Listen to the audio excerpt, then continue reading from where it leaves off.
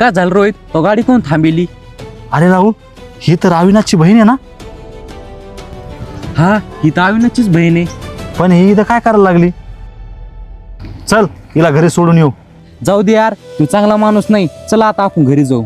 राहुल, तू हे काय बोलायला लागला? ज्यावेळेस भांडण ते झाले तर त्याची बहीण तुपली बहीण होती त्यावेळेस, आणि आता भांडणं झाले तर त्याची बहीण तुझी बहीण नाही का आता? तुला कोण त्याच्या बहिणीची काळजी आहे? आणि तुपले सुद्धा त्यासोबत भांडणं घालते ना. अरे राहुल, माझे भांडणं तिच्या भावासोबत झालते आणि ती माझी आज बी बहीण आहे. चल तिला जाऊन सोडू. सॉरी रोहित, चल जाऊ दे, आपण आता तिला नेऊन सोडू.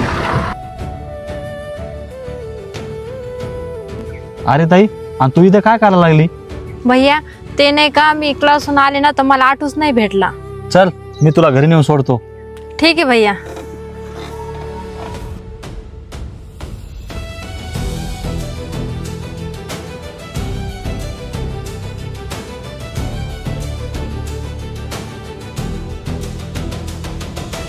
अरे ताई, आज यायला एवढा उशीर कस काय झाला?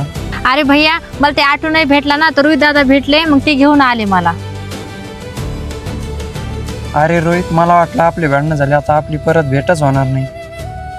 अरे अविनाश, पण मित्रामध्ये भांडणं होतच असतात. जर गोष्ट मित्राच्या बहीण जर आली ना तर खरा मित्रपणाच कामी येतो.